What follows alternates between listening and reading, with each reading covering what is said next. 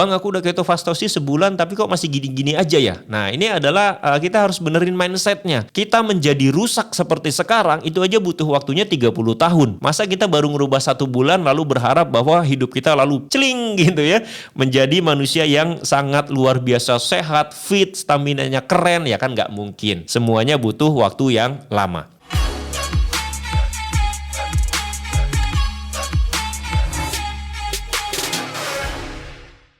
Oke, bismillahirrahmanirrahim. Assalamualaikum warahmatullahi wabarakatuh. Teman-teman, terima kasih yang sudah hadir di video saya. Semoga semuanya sehat walafiat ya. Ini adalah video yang kedua ya. Kemarin part satunya itu saya ngebahas tentang kenapa kita bisa sakit. Nah, di video pertama ya, ketika saya bahas tentang kenapa kita bisa sakit, saya bilang kita bisa sakit ketika kita kemasukan bakteri atau virus ya, atau disebut dengan infeksi. Jadi ketika kita terinfeksi bakteri atau virus, lalu di saat bersamaan badan kita lemah daya tahan tubuhnya, maka kemudian kita sakit. Contoh nyatanya adalah ketika kemarin lagi pandemi virus corona. Ya, kita hampir semuanya terkena virus corona termasuk saya. Tapi kemudian dari semua orang yang terkena virus corona itu kan gejalanya macam-macam. Ada yang biasa saja, ada yang sakit ringan demam-demam biasa saja, ada yang sampai dirawat lalu sembuh, ada yang kemudian meninggal. Nah, kenapa orang ketika kemasukan virus yang sama tapi kemudian sakitnya beda-beda? Yaitu tadi ada yang ketika kena virus corona segitu ya, nggak ngerasain apa-apa gitu loh, cuma biasa doang gitu ya, paling agak-agak lemes doang lah, tidur juga kemudian dia biasa-biasa saja. Tapi kemudian ada yang sampai dirawat, kemudian dilalahnya ada yang sampai meninggal. Nah, kenapa bisa begitu? Ya karena tadi saya bilang ya, tergantung daya tahan tubuhnya ketika kita kemasukan bakteri atau virus. Selain daya tahan tubuh juga termasuk ketika kita kemasukan virus atau kemudian bakteri, itu kita juga bergantung dengan apakah kita memang punya penyakit atau tidak. Kan beda ya, misalkan kita punya penyakit parah, tiba-tiba kena flu atau demam, itu bisa ngedropnya parah gitu loh. Ya, flu atau demam itu itu terjadi karena kita terinfeksi bakteri atau virus. Nah, itu adalah penyebab pertama kenapa kita bisa sakit. Teman-teman bisa tonton videonya tepat sebelum video ini. Jadi sebelum video ini, video sebelumnya itu membahas tentang yang itu. Yang kedua ya teman-teman, kenapa kita bisa sakit? Itu yang kedua adalah karena terjadi sindrom metabolik. Dan ini akan kita bahas di slide yang sekarang sedang kita lihat bersama-sama. Ya, sindrom metabolik ya. Jangan lupa subscribe, like, komen, dan share. Jadi kalau teman-teman ngelihat bahwa yang saya lakukan ini bermanfaat, lalu kemudian teman-teman sepakat, setuju, suka, silakan subscribe, like, dan komen. Dan untuk komentar, saya harapkan komentar kita yang bagus-bagus saja. Karena komentar yang bagus-bagus itu menandakan bahwa hidup kita bahagia. Orang-orang yang komennya jelek itu biasanya hidupnya juga tidak bahagia.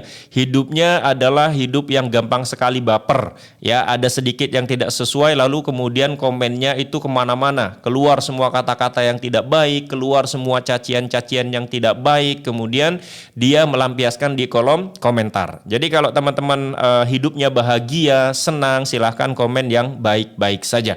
Kalau ingin komen yang jelek-jelek, coba direnungkan apakah memang hidup kita sedemikian parah sehingga kemudian komen kita pun menjadi sangat tidak menarik. Dan kalau ini bermanfaat, jangan lupa di-share. Nah, baik ya teman-teman. Disclaimer pertama, saya bukan dokter atau nakes. Ini saya selalu bilang bahwa saya bukan dokter atau nakes. Yang kedua, saya juga hanya lulusan teknologi pangan. Kemudian saya menjalankan ketofastosis. Jadi bulan depan saya 1 tahun menjalankan ketofastosis. Jadi kalau teman-teman mau tahu ketofastosis itu apa, silahkan tonton semua video saya atau silahkan ke komentar tersemat atau di description box saya cantumkan link ke Telegram. Di sana ada saya, kita bahas tentang ketofastosis. Kemudian saya cuma share pengalaman di video ini. Jadi walaupun saya bukan dokter, cuma lulusan teknologi pangan, tapi yang saya jelaskan adalah apa yang sudah saya jalankan selama 1 tahun ini, ya, ketofastosis. Dan ketika menjalankan ketofastosis selama 1 tahun ini, saya mengalami perbaikan menurut saya. Lingkar pinggang saya mengecil, kemudian lemak tubuh saya berkurang, berat badan susut, yang dulu biasanya setiap bulan itu saya selalu sinus saya kumat misalkan setiap bulan 2 kali. sekali misalkan ya. Sekarang sinus saya bisa dibilang mungkin kumatnya entah 2 bulan sekali atau 3 bulan sekali. Jadi alhamdulillah ada perbaikan di tubuh saya ketika saya menjalani ketofastosis, dan kemudian saya share pengalaman saya di video di channel saya.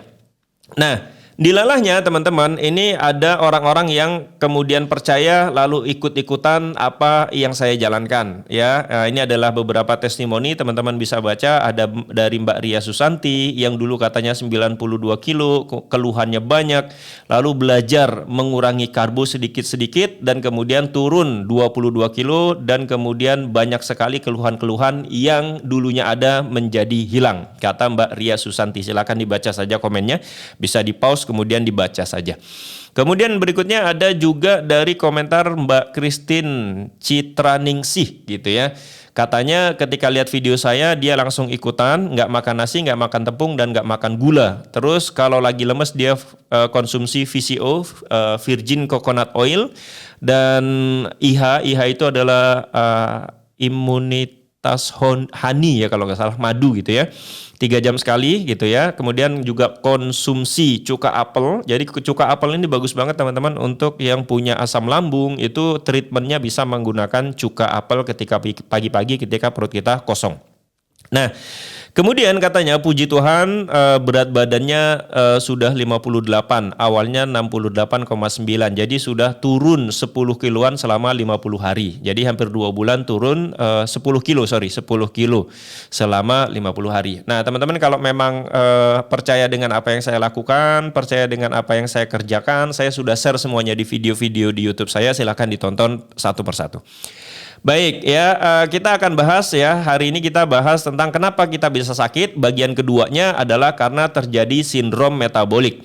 Nah, outline materi pada video ini adalah yang pertama saya akan membahas tentang pengertian sindrom metabolik, kemudian 7 indikator metabolik optimal, kemudian diagnosis sindrom metabolik, kemudian yang keempat mengapa bisa terjadi sindrom metabolik.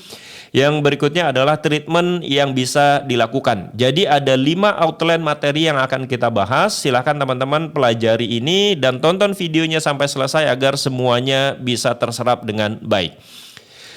Nah, kita mulai ya. Jadi pengertian sindrom metabolik ini dari beberapa sumber yang saya baca, sindrom metabolik itu sering orang sebut juga sebagai sindrom X, atau ada yang menyebut juga sebagai sindrom resistensi insulin. Jadi ya sindrom ini terjadi karena tubuh kita selalu tinggi gula ya, selalu tinggi gula, lalu kemudian insulin naik terus, terjadi setiap hari, terjadi setiap minggu, lalu terjadi setiap bulan, lama-lama tubuh kita menjadi resisten terhadap insulin. Resisten terhadap insulin itu artinya adalah ya tubuh kita itu ketika insulin keluar, insulin yang keluar dari tubuh kita itu kemudian menjadi tubuh kita menjadi tidak sensitif lagi. Ya, seharusnya ketika awal-awal dulu ketika gula masuk, gula darah naik, lalu insulin keluar, insulin yang kita keluarkan cukup untuk menurunkan gula darah. Tapi lama-kelamaan ya, karena ini terjadi terus-menerus, tubuh kita menjadi resisten. Itu analoginya sama seperti misalkan saya tidak pernah minum minuman keras sampai mabuk misalkan gitu ya, karena haram gitu ya. Lalu karena saya tidak pernah minum minuman keras, mungkin ketika saya dikasih 1 gelas minuman keras, maka kemudian saya akan keliengan atau pusing gitu ya. Minum segelas, wah pusing aku. Lalu orang bilang, wah lu lemah, baru 1 gelas sudah pusing. Tapi kalau misalkan saya setiap hari ya membiasakan diri untuk minum minuman keras 1 gelas, 1 gelas, 1 gelas, 1 gelas, maka mungkin di bulan berikutnya saya 1 gelas sudah nggak mempan. Ya, butuh 2 gelas baru saya pusing. Lalu jalan terus beberapa bulan kemudian saya butuh 5 gelas baru pusing. Nah, inilah yang disebut dengan resisten. Ya, resisten itu tubuh kita menjadi dalam tanda kutip lebih kebal gitu loh. Nah, ini terjadi ketika gula darah kita terus tinggi, insulin terus tinggi, lama-lama insulin kita itu menjadi tidak cukup. Bisa jadi karena memang insulinnya tidak cukup atau tubuh kita yang kemudian memang sudah resisten dengan insulin yang segitu dan gak cukup lagi. Nah ya, Nah ini jadi pengertian sindrom metabolik itu adalah sindrom yang terjadi karena sering gula darah naik dan insulin naik sehingga tubuh kita menjadi resisten terhadap insulin. Akibatnya apa? Ya, ketika tubuh kita sudah resisten terhadap insulin maka akibatnya setidaknya ya kita bisa terkena diabetes tipe 2. Jadi diabetes itu ada dua, ada diabetes tipe 1 dan diabetes tipe 2. Kalau yang tipe 1 memang tubuhnya tidak memproduksi insulin karena autoimun misalkan. Tapi yang tipe 2 tubuhnya memproduksi insulin tapi ternyata insulinnya tidak cukup ya untuk menormalkan gula darahnya. Kemudian juga bisa terjadi stroke ya. Awalnya mungkin diabetes. Lalu biasanya kalau diabetes ini juga nanti ada tekanan darah tinggi yang terus-menerus maka akan terjadi stroke. Kemudian ya biasanya dengan diabetes terus-menerus terjadi apa? Penimbunan plak di pembuluh darah di sekitar jantung lalu kemudian terjadi serangan jantung. Nah, inilah yang disebut dengan sindrom metabolik. Ya, jadi sakitnya kita itu terjadi bukan karena bakteri atau virus yang masuk ke dalam tubuh kita, tapi sakitnya kita adalah terjadi karena metabolisme yang jelek. Dan itu terjadi tidak hanya sehari 2 hari, tidak hanya seminggu 2 minggu, tidak hanya sebulan 2 bulan, tapi terjadi bertahun-tahun. Akhirnya metabolisme kita menjadi rusak dan kemudian biasanya yang awal-awal terjadi adalah diabetes dulu. Lalu kalau gula darahnya sudah tinggi, lalulah kemudian terjadi yang lainnya. Walaupun ada juga yang tidak diabetes dia, tapi kemudian apa? Terjadi hipertensi atau serangan jantung ya. Itu adalah penyakit-penyakit yang terjadi bukan karena bakteri atau virus tapi terjadi karena metabolisme yang tidak seimbang dan itu terjadi bertahun-tahun. Oke. Nah, karena kita berbicara tentang metabolisme, tadi kan saya bilang sakitnya kita itu karena bakteri atau virus, bisa juga karena metabolisme kita yang rusak selama bertahun-tahun atau tidak seimbang selama bertahun-tahun. Nah, makanya kemudian di outline yang berikutnya saya membahas tentang ada 7 indikator metabolisme kita dianggap optimal. Dan ini bukan kata saya ya, ini ada publikasinya, itu sumbernya saya cantumkan di slide. Ya. Jadi kalau kita punya 7 indikator ini atau 7 hal ini terjadi pada diri kita, maka tubuh kita masih dalam keadaan metabolisme yang optimal. Metabolismenya masih bagus, metabolismenya tidak rusak, metabolismenya masih seimbang. Sehingga kalau ini kita bisa pertahankan terus-menerus, maka ya sakit yang tadi itu yang saya sebutkan seperti asam urat, diabetes, serangan jantung, stroke dan sebagainya, insya Allah tidak terjadi kalau tubuh kita memiliki 7 indikator ini. Yang pertama, lingkar pinggang. Oke ya. Jadi yang kita lihat pertama kali adalah lingkar pinggang. Kalau untuk laki-laki harus di bawah 102 cm, kalau untuk perempuan atau ibu-ibu di bawah 88 cm. Nah ini, jadi ukur lingkar pinggangnya. Kalau lingkar pinggangnya besar dan kemudian tidak sesuai dengan yang ini, maka kita harus mulai waspada. Kemudian yang kedua ya, yang harus kita perhatikan adalah gula darah puasa harus di bawah 100 mg per desiliter. Jadi ketika jam 9 pagi diukurnya ya, karena jam 9 pagi itu metabolisme kita lagi sangat optimal. Jadi di saat itulah kita ukur gula darah kita berapa. Jangan setelah makan, tapi sebelum makan. Jadi usahakan makan terakhir sebelum tidur, lalu kita tidur, nanti jam 9, dari bangun tidur sampai jam 9, jangan masukin makanan atau minuman yang mengandung kalori. Kalau air putih boleh ya, teh tawar boleh, kopi pahit boleh. Nah, kemudian nanti jam 9 diukur. Apakah gula darah puasa kita itu di bawah 100? Kalau tidak di bawah 100, maka kita harus dalam tanda kutip waspada. Kemudian yang ketiga yang harus kita perhatikan adalah HbA1c-nya di bawah 5,7%. Ini silakan cek di rumah sakit. Kemudian yang berikutnya yang keempat, tekanan darah tidak melebihi 120/80 mm Hg ya, milimeter raksa ya. Jadi tekanan darahnya tidak boleh lebih dari 120. Ini juga silakan dicek. Dan ngecek tekanan darah itu nggak cuma langsung kita cek ya. Kalau bisa itu diceknya hari ini, besok terus gitu ya. Karena kalau cuma dicek sekali itu nggak valid kalau kata dokter. Ya mungkin kita habis lari lalu dicek, ya berarti tekanan darahnya mungkin tinggi gitu ya. Kita lagi santai, lagi rebahan dicek, tekanan darahnya beda lagi. Kita lagi duduk atau lagi rebahan, ketika dicek juga tekanan darahnya beda. Maka kemudian ketika ngecek tekanan darah itu harusnya dicek berkali-kali, misalkan selama 1 minggu, hari ini, besok, lalu kemudian dirata-ratakan. Nah itulah yang lebih valid berapa tekanan darah kita. Ya, yang berikutnya adalah trigliserida puasa di bawah 150 miligram per desiliter. Ya, ini trigliserida. Kemudian HDL puasa. Ini HDL ini adalah high density lipoprotein atau lemak yang bagus, lemak baik. Ya. Nah, lemak baik ya HDL itu kalau yang untuk laki-laki ketika puasa HDL-nya harus 40 mg per desiliter, kalau untuk perempuan 50 mg per desiliter ya. Jadi harus di atas itu. Laki-laki 40, perempuan 50. Kemudian yang terakhir adalah tidak mengkonsumsi obat. Nah, teman-teman atau Bapak Ibu sekalian, ya, ini adalah 7 indikator dikatakan metabolisme kita optimal ketika kita memenuhi ketujuh-tujuhnya. Ya, atau setidaknya ya kalau nggak bisa 7, 6 gitu ya. Nah, atau ya alhamdulillah bisa semua. Nah, kalau kita bisa melengkapi semua ini ya, lingkar pinggang kita kecil, GDP rendah, HbA1c-nya di bawah 5,7, tekanan darah normal, trigliserida puasa di bawah 150, HDL puasa di atas 40 atau di atas 50 untuk perempuan, dan kita tidak mengkonsumsi obat, maka optimal lah metabolisme kita.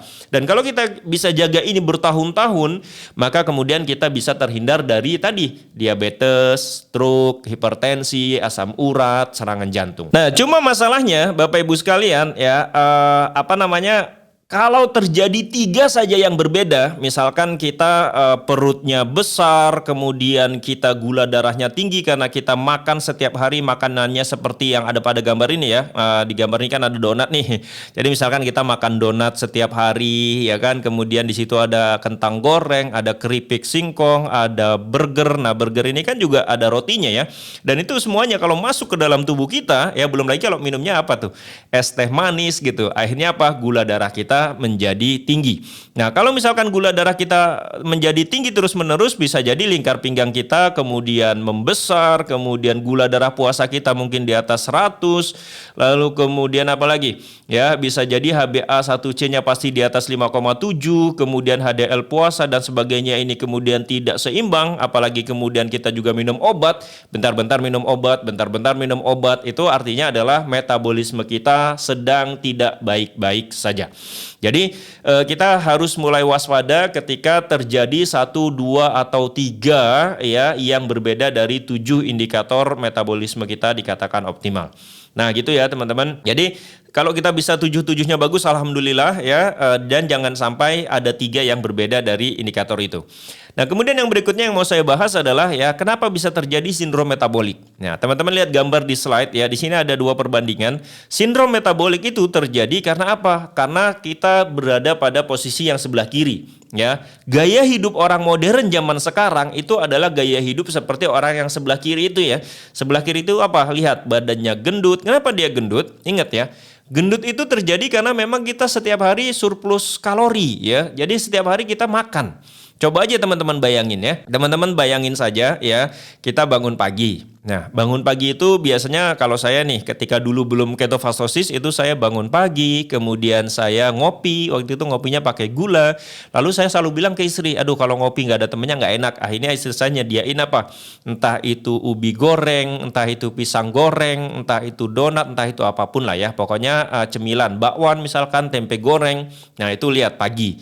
Lalu kemudian saya biasanya mandi, kemudian saya sarapan. Sarapannya apa? Nasi. Nasi itu juga bisa naikin gula darah. Lalu saya ke kantor, di kantor saya ngemil, lalu makan siangnya juga nasi, habis makan siang lalu ngemil lagi, lalu pulang, sampai pulang nanti malamnya makan nasi lagi, ya kan? Kemudian nanti pas malam biasanya entah ngemil terakhir atau apapun. Nah, lihat. Sepanjang hari, hampir ya dari pagi sampai malam kita selalu masukin makanan ke dalam tubuh kita.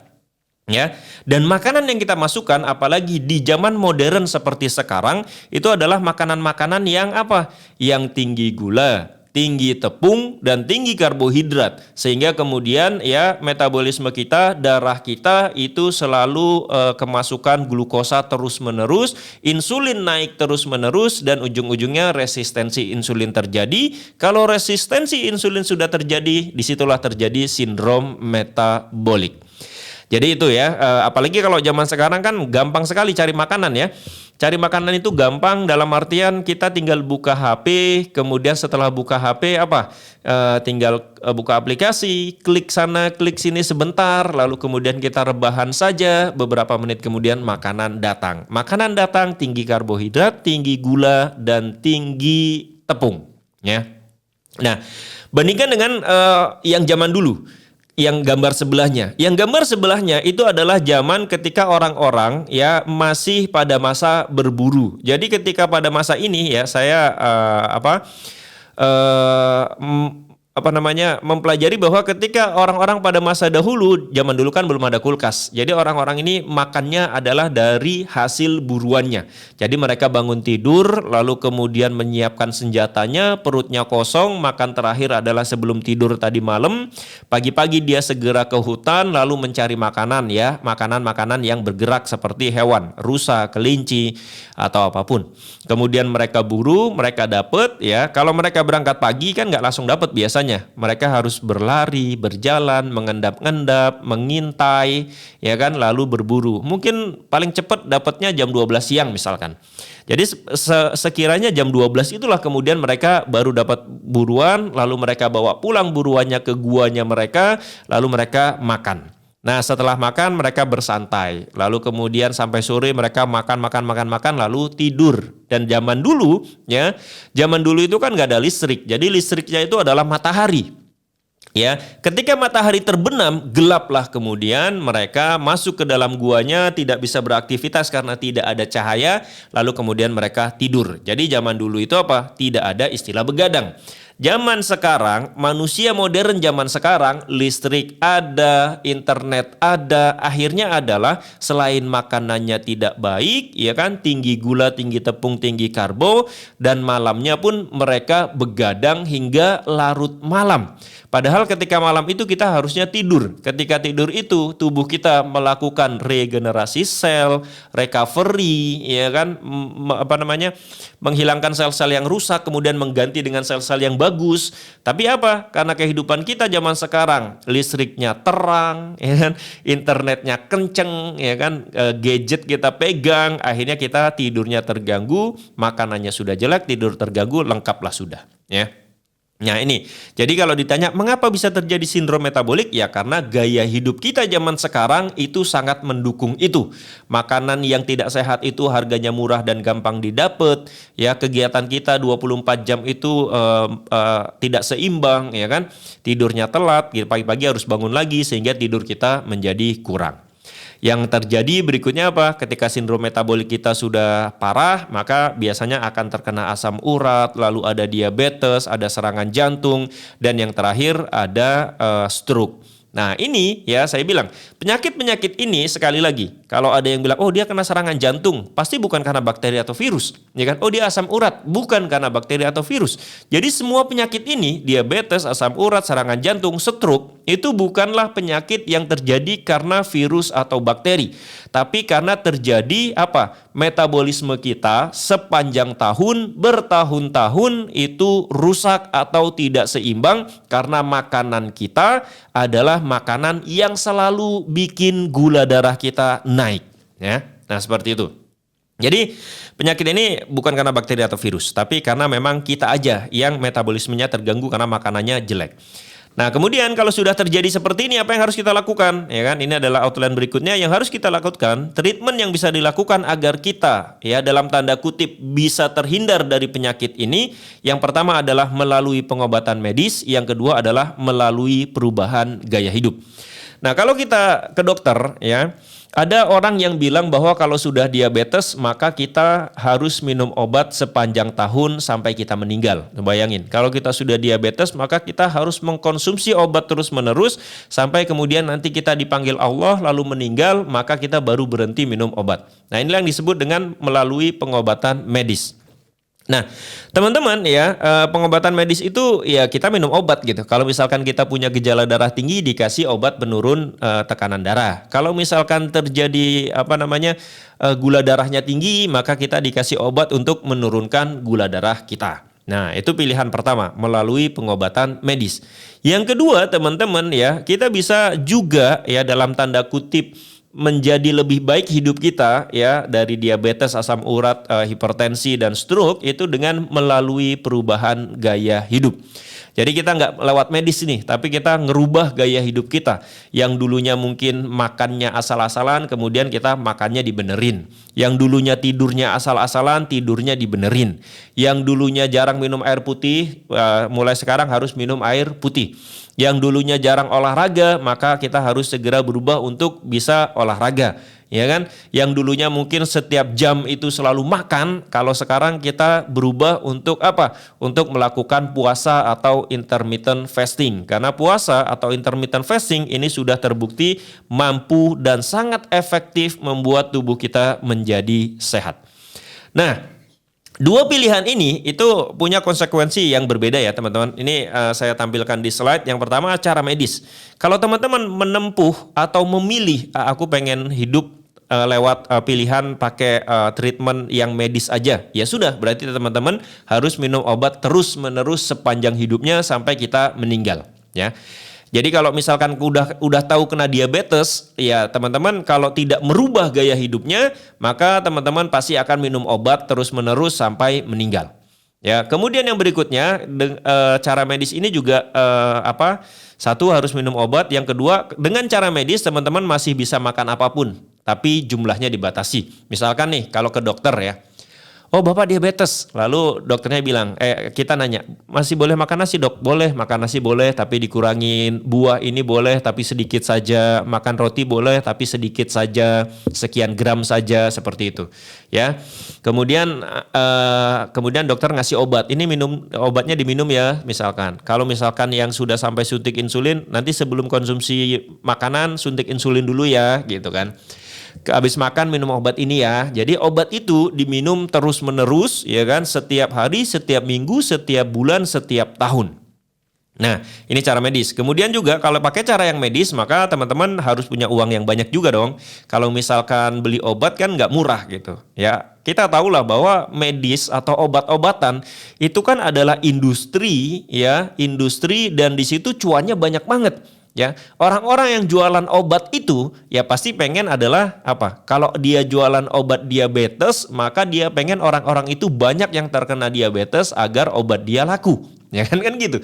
Kita nggak boleh merem gitu ya, bahwa di balik obat-obatan itu ada industri yang sangat besar, ada kekuatan yang sangat besar sehingga di situ uangnya sangat banyak sekali. Nah, seperti itu. Dan kita kalau mau sehat kata mereka, ya berarti silahkan minum obat ini nih biar gula darahnya normal dan harganya sekian misalkan gitu ya.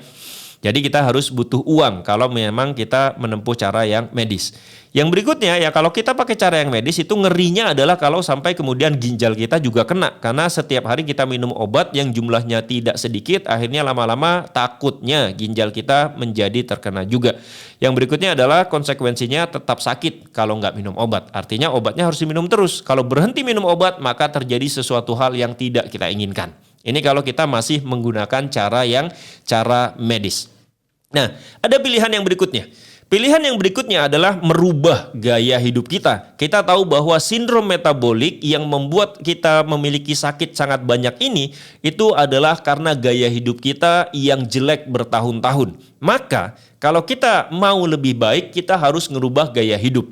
Cuma teman-teman, ngerubah gaya hidup ini kalau niatnya nggak kuat, pasti beratnya bukan main. Ya bayangin aja loh teman-teman, kita melakukan gaya hidup seperti sekarang, makan 3 kali sehari, harus nasi banyak, kemudian kita minum yang manis-manis dan sebagainya, itu kita lakukan dari kecil sampai usia kita mungkin 30 atau 40 tahun. Jadi kita melakukan itu sudah 40 tahun. Lalu kemudian kalau kita sekarang mau ngerubah semua itu, pasti effortnya sangat berat. Ya, pasti ya itu menjadi pekerjaan yang sangat susah, apalagi kalau niatnya nggak kuat. Makanya saya bilang di awal, konsekuensinya kalau kita mau ngerubah gaya hidup dan niatnya nggak kuat pasti sangat berat. Ya, itu yang pertama. Jadi kalau teman-teman mau pakai cara yang ini, teman-teman harus buletin niatnya dengan baik, kumpul dengan komunitas-komunitas yang baik, lalu kemudian cari orang-orang yang sejalan, cari dokter yang memang sejalan dengan ini, lalu konsultasinya ke dokter itu saja, ya. Kemudian yang berikutnya, konsekuensinya kalau kita bisa ngerubah gaya hidup kita, maka kita bisa lepas obat. Nah, ini banyak sekali kok testimoni-testimoni dari orang-orang yang dulu gula darahnya tinggi, lalu kemudian ngerubah gaya hidup dan dia bisa lepas obat diabetesnya. Gula darahnya kemudian selalu normal, gula darah puasanya di bawah 100, akhirnya lama-kelamaan dia lepas obat dan bisa hidup bertahun-tahun tanpa obat. Ya, keluhan-keluhannya kemudian membaik. Berikutnya konsekuensinya kalau kita ngerubah gaya hidup, terjadi perbaikan sel di dalam tubuh, tapi pasti butuh waktu lama. Nah, ini teman-teman harus paham ya. Bang, aku udah ketofastosis sebulan tapi kok masih gini-gini aja ya. Nah, ini adalah kita harus benerin mindsetnya. Kita menjadi rusak seperti sekarang itu aja butuh waktunya 30 tahun. Masa kita baru ngerubah 1 bulan lalu berharap bahwa hidup kita lalu celing gitu ya, menjadi manusia yang sangat luar biasa sehat, fit, staminanya keren, ya kan nggak mungkin. Semuanya butuh waktu yang lama. Jadi harus sabar gitu ya. Harus sabar, terus lakukan perlahan-lahan, sabar. Nah, kemudian yang terakhir ya, ini juga sering terjadi. Biasanya kalau kita melakukan yang ini, melakukan perubahan gaya hidup, biasanya sering dikata-katain sama orang. Wah, lu terlalu ekstrim gak makan nasi. Wah, lu terlalu ekstrim makan kok cuma sekali sehari gitu ya. Nah, padahal kalau kita pikir-pikir, yang ekstrim itu sebenarnya siapa sih gitu ya. Di pandangan mereka, kita terlalu ekstrim karena kita berbeda sama mereka. Gitu. Tapi di pandangan kita ngelihat mereka yang terlalu ekstrim. Kok masukin gula setiap hari sebanyak itu gitu loh. Nah, kalau teman-teman siap dikata-katain seperti ini, ya kita lakukan perubahan gaya hidup. Kita yang lebih tahu dengan tubuh kita yang ngerasain ya keluhan-keluhan dan sebagainya apakah menjadi lebih baik atau tidak, kita juga yang tahu. Maka pilihan di tangan kita masing-masing. Tidak ada paksaan mau ikut cara yang mana. Gitu ya teman-teman. Ini video yang cukup panjang, jadi semoga bermanfaat buat saya pribadi dan buat teman-teman semua. Semoga menjadi inspirasi dan saya doakan semoga semuanya sehat walafiat. Jangan lupa like, komen, dan subscribe. Terima kasih sudah menonton. Assalamualaikum warahmatullahi wabarakatuh. Bye-bye.